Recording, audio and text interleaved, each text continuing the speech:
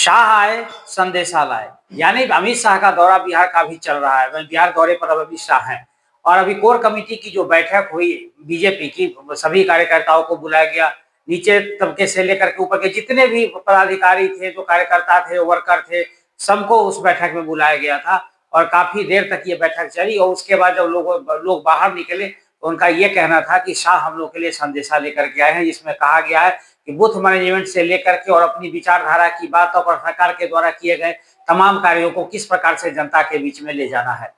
उन्होंने कहा कि हम लोग को सीधा सीधा संदेश ये दिया गया है कि आप लोग जनता तक हर बात को पहुंचाए। सरकार की जितनी भी योजनाएं हैं वो जनता के बीच पहुंचनी चाहिए। चुनाव जीतने का सबसे बड़ा ये महामंत्र है कि आप जनता के बीच में अपनी सरकार के द्वारा किए गए कार्यों को आप जाकर के उनको बताएं, उनसे अवगत कराएं, ताकि लोग ये भ्रम में न रहे कि इस प्रकार की नैरेटिव फैलाई जाती है। उन्होंने उदाहरण देकर के कहा कि जिस प्रकार तेजस्वी यादव कहते हैं कि मेरे आने के बाद नौकरियां बिहार में दी गई, यानी लोगों को रोजगार मिला है, उसी प्रकार से उनका कहना है कि ये सारा खाका एनडीए का तैयार किया हुआ था और उसको भुनाने में तेजस्वी यादव लगे हुए हैं।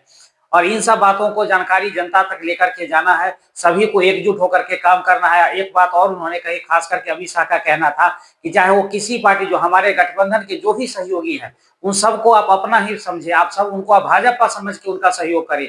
और उनका जब सहयोग करेंगे तो हमको 225 सीट का जो हमारा टारगेट है, उन ऊंचाइयों को हम छू सकते हैं, तभी हमारा कार्य सफल होगा। नहीं तो ऐसे में हम पीछे रह जाएंगे। जिस प्रकार से विपक्ष हमारे खिलाफ नैरेटिव फैला रही है, कभी वो वक्फ बोर्ड का मुद्दा उठाती है, कभी बेरोजगारी का मुद्दा उठाती है, कभी पलायन का मुद्दा उठाती है, कभी नौकरी का मुद्दा उठाती है, तो इन तमाम चीजों को देखते हुए अमित शाह ने साफ साफ इन लोगों को संदेशा दे दिया है कि आपको किस प्रकार से काम करना है और कैसे मिलजुल करके काम करना है। और उसके बाद जब बात हो रही थी सीट शेयरिंग को लेकर के, तो जो मीटिंग से वर्कर निकले थे उनका कहना था, जो पार्टी कार्यकर्ता थे उनका कहना था कि हम लोगों को साफ संदेश दे दिया गया है कि किसी प्रकार से भी हमारे बीच में कोई भी मनमुटाव नहीं है, सीट शेयरिंग को लेकर के किसी प्रकार की कोई समस्या नहीं है।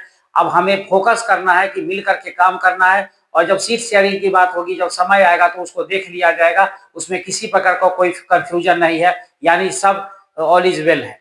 अब इसमें बड़ी बात आती है कि उन्होंने ये भी कहा कि मीडिया पर भी फोकस करना है, कि शाह के संदेशा में ये भी था कि मीडिया पर फोकस करना है, कि हमारा पॉजिटिव चीज जो है, जो हमारी पॉजिटिव थिंकिंग है, पॉजिटिव वर्क है, वो सामने आना चाहिए, ना कि हम झूठ मूठ के किसी न किसी मतलब आपस के जो विचारधारा है उसके उलझन में उलझे रहे। बल्कि हमें ये साफ तौर पर दिखाना भी और करना भी है कि हम सही दिशा में जा रहे हैं और बिहार की भलाई की काम कर रहे हैं। बिहार की जनता की जो 13 करोड़ यहाँ की जनता है, उसकी भलाई की हम चिंता कर रहे हैं। तो इन सब बातों को लेकर के जनता के बीच में जाना है। जैसे सोशल मीडिया में उन्होंने चर्चा की, सोशल मीडिया में कुछ लोग ऐसे हैं जो फेक न्यूज फैलाते हैं और इन सब चीजों से हमें बचना होगा, इन सब चीजों का जवाब देना होगा। और किसी भी विषय का अगर आकर के मुखरता के साथ उनका अगर सामना किया जाए तो किसी प्रकार की परेशानी नहीं होगी। यानी ढेर सारे संदेशा जो हैं वो अमित शाह लेकर के आए हैं बिहार में आगामी चुनाव से पहले। तो अब ये देखना बड़ा ही दिलचस्प होगा कि जिस प्रकार से विपक्ष को लेकर के वो निशाना लगा रहा है, किसी विपक्ष का ही काम नैरेटिव फैलाना है। और एक बात से और गदगद हो गए कि पटना यूनिवर्सिटी का जब चुनाव का रिजल्ट आया तो उसमें भाजपा के प्रत्याशी यानी एबीपी के प्रत्याशी जीत गए और एनएसयूआई के प्रत्याशी हार गए, जबकि वो पहले से आशान्वित थे कि एनएसयूआई की जीत होगी। और प्रशांत किशोर ने भी अपना कैंडिडेट उसमें से वापस ले लिया था, उस चुनाव से उन्होंने वापस ले लिया था। तो इस स्थिति में अगर आप देखेंगे तो भाजपा पहले से गदगद हो गई है कि आगामी चुनाव को लेकर के ये हमें एक सिंबल मिल रहा है, कि हमें संकेत मिल रहा है कि हम सफलता हम जरूर हासिल करेंगे।